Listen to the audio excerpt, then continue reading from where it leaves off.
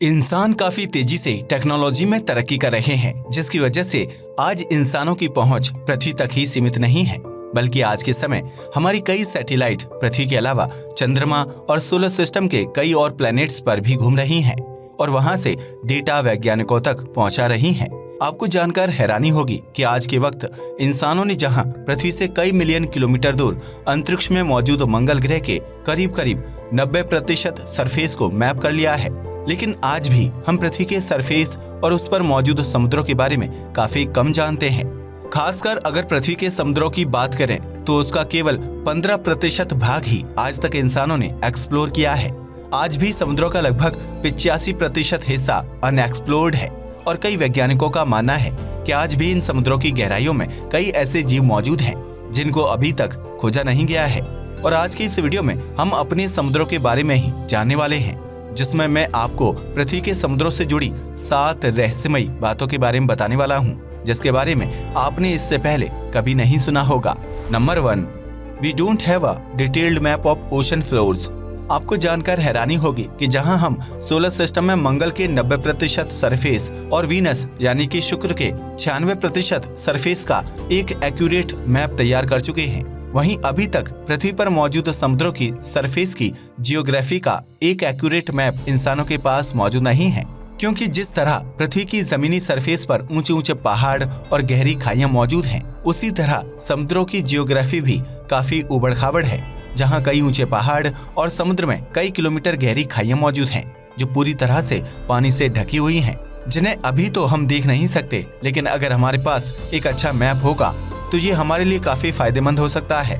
जो हमें कई बड़े एक्सीडेंट से बचाने में और समुद्र की गहराइयों में रिसर्च करने में भी काफी फायदेमंद साबित हो सकता है। इसलिए 2014 में वैज्ञानिकों की एक टीम ने सी फ्लोर्स का एक एक्यूरेट मैप तैयार करने की कोशिश की, जिसके लिए उन्होंने कई थर्मल इमेजिंग सैटेलाइट का प्रयोग किया। इसमें एक खास तरह की रडार टेक्नोलॉजी को प्रयोग किया गया, जिसकी मदद से वैज्ञानिकों ने समुद्री सरफेस का एक मैप तैयार भी किया। लेकिन यह मैप पूरी तरह से सही नहीं था, क्योंकि समुद्रों की काफी ज्यादा गहराई के चलते सैटेलाइट और रडार टेक्नोलॉजी केवल सी फ्लोर से 5 किलोमीटर ऊपर तक की इमेजेस को ही कैप्चर कर पाया। और ये काफी नहीं है, क्योंकि अगर आपको किसी सरफेस का अच्छा मैप चाहिए तो आपको सरफेस से कुछ मीटर ऊपर तक की एक्यूरेट तस्वीरें चाहिए होंगी। वैसे वैज्ञानिक इस तकनीकी पर काम कर रहे हैं और आशा है कि भविष्य में हम और भी ज्यादा एक्यूरेट तरीके से सी फ्लोर मैप को तैयार कर पाएंगे। Number 2, brine pools. वैसे आपने जमीनी सतह पर तो कई बड़ी नदियां और झीलें देखी होंगी, लेकिन क्या हो अगर मैं आपसे कहूं कि समुद्र के नीचे भी कई बड़ी झीलें और नदियां बहती हैं। वैसे सुनने में काफी अजीब लगता है, क्योंकि पूरा समुद्र ही पानी से भरा है,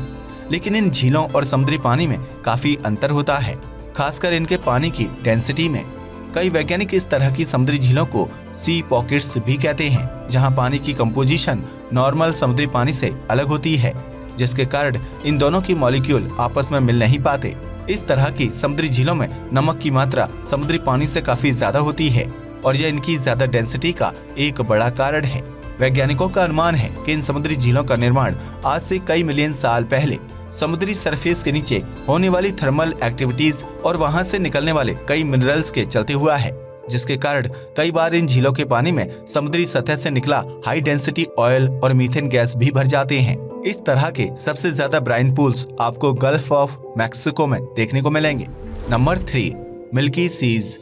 मिल्की सीज समुद्र में होने वाला एक खास तरह का फिनोमेना है, जिसे मरियल के नाम से भी जाना जाता है। वैसे तो इस फिनोमेना के रिकॉर्ड हमें हजारों साल पहले लिखे गए डॉक्यूमेंट्स में भी देखने को मिलते हैं, जहां कई समुद्री व्यापारियों ने एक व्हाइट ब्लू कलर के चमकते समुद्र का जिक्र किया है, जिसे कई समुद्री व्यापारियों ने उस समय ग्लोइंग सी का नाम दिया था। वैसे 2005 से पहले तक तो ग्लोइंग सी वाली बात को एक मिथ माना जाता था, लेकिन 2005 में कुछ सैटेलाइट इमेजेस से भारतीय प्रशांत महासागर में कुछ चमकती हुई लाइट्स देखने को मिली, और जब इन इमेजेस को जूम किया गया तो देखा गया कि यह लाइट समुद्र से बाहर निकल रही थी और समुद्र का 15,000 स्क्वायर किलोमीटर का भाग व्हाइट ब्लू कलर से जगमगा रहा था। यह फिनोमेना इतना खूबसूरत है कि मानो समुद्र में हजारों किलोमीटर में कई छोटे लाइट बल्ब लगा दिए गए हों, जिसकी खूबसूरती को देखते हुए वैज्ञानिकों ने इसे मिल्की सीज का नाम दिया। वैसे ये दिखने में काफी ज्यादा खूबसूरत लगता है, लेकिन आज भी वैज्ञानिकों के पास इसका कोई एक्यूरेट आंसर नहीं है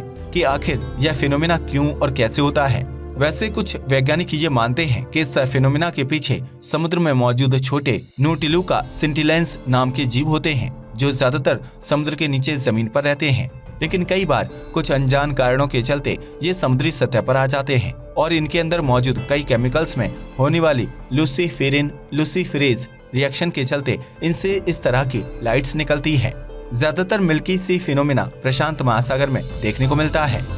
नंबर 4, अपस्वीप साउंड। अपस्वीप एक अनआइडेंटिफाइड साउंड है जो समुद्र की गहराइयों में की जाने वाली रिसर्च के दौरान American ocean research company NOAA के हाइड्रोफोन नाम के एक साउंड रिकॉर्डर ने रिकॉर्ड किया था। हाइड्रोफोन एक ऐसा डिवाइस होता है जिससे समुद्र की गहराइयों में समुद्री जीवों की हाई और लो फ्रीक्वेंसी साउंड को सुनने और समुद्री सतह के नीचे टेक्टोनिक प्लेट्स की हलचल के वाइब्रेशन को सुनने के लिए प्रयोग किया जाता है, जिसके कारण यह काफी सेंसिटिव आवाजों को भी काफी आसानी से डिटेक्ट कर सकता है।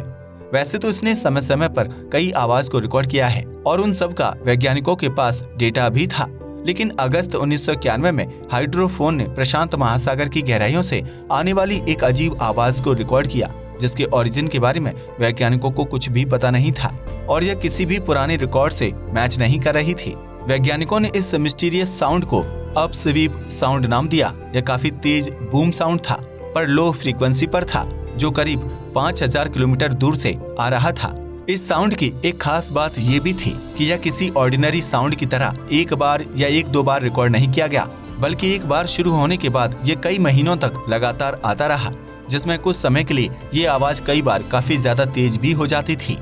वैसे कई लंबी रिसर्च के बाद वैज्ञानिकों ने यह दावा किया कि यह आने वाला साउंड एंटार्कटिका या फिर ग्रीनलैंड में आइस क्यूब के क्रैक होने का साउंड था, जो कि एंटार्कटिका की कोस्ट लाइन पर हुआ था। लेकिन अगर national oceanic and atmospheric administration यानी NOAA की माने तो आज भी इस साउंड के पीछे की मिस्ट्री अनसॉल्व्ड है। नंबर 5, समुद्री जीवों का आकार इतना बड़ा क्यों होता है?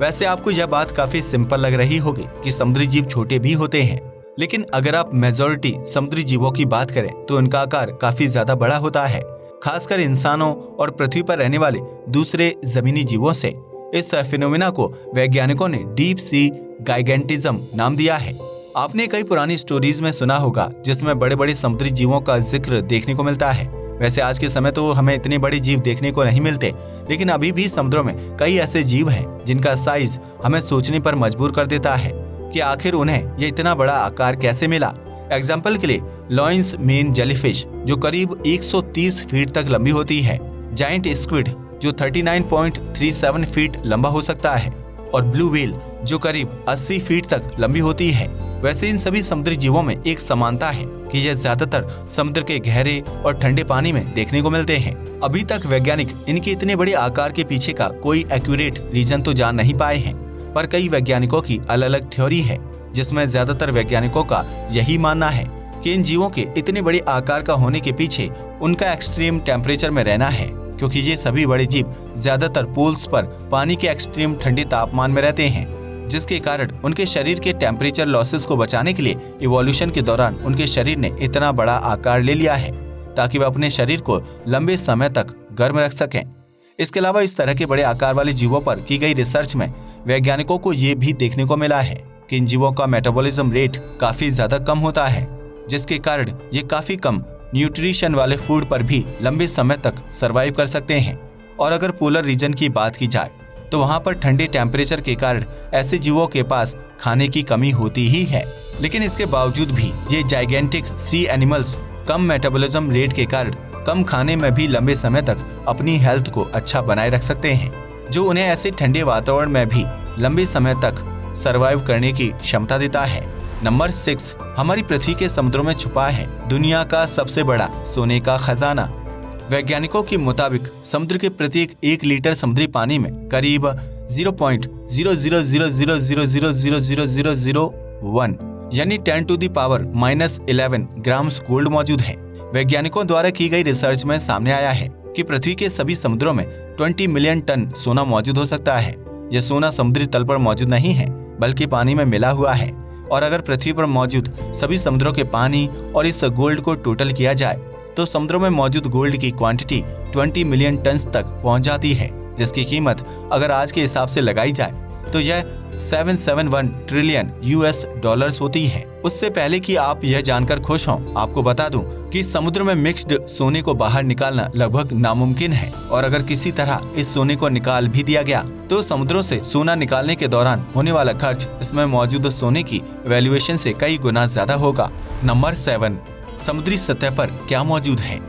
वैसे आप सोच रहे होंगे कि भाई समुद्री सतह तो बिल्कुल पृथ्वी की तरह पथरीले और ऊंचे नीचे पहाड़ों से भरी होगी, लेकिन आपको बता दूं कि समुद्री सतह पृथ्वी की जमीनी सतह से काफी ज्यादा अलग है। 2015 में जापान के कोस्टल रीजन यानी तटीय क्षेत्र में सी फ्लोर पर एक 2.5 किलोमीटर गहरी ड्रिल की गई। आपको जानकर हैरानी होगी कि वैज्ञानिकों को इस ड्रिल के दौरान मिट्टी के हर एक क्यूबिक सेंटीमीटर में करीब 10 से 10,000 माइक्रो ऑर्गेनिज्म बैक्टीरिया जीव देखने को मिले। और यह इसलिए भी ज्यादा इम्पोर्टेंट है क्योंकि समुद्र के उस भाग का एनवायरनमेंट किसी भी लाइफ के लिए काफी ज्यादा एक्सट्रीम है, क्योंकि इस जगह पर काफी ज्यादा थर्मल एक्टिविटीज हैं और वाटर प्रेशर भी काफी ज्यादा देखने को मिलता है। और अगर ऐसी जगह पर भी हमें माइक्रोबियल लाइफ देखने को मिल सकती है तो इसकी संभावना काफी ज्यादा बढ़ जाती है कि सोलर सिस्टम में मौजूद कई बर्फ से ढके चंद्रमा और ग्रहों के नीचे मौजूद समुद्रों में भी किसी तरह की माइक्रो ऑर्गेनिज्म लाइफ पनप रही होगी। आज के लिए बस इतना ही। वीडियो अच्छा लगा हो तो इसे लाइक और शेयर करें। जय हिंद दोस्तों।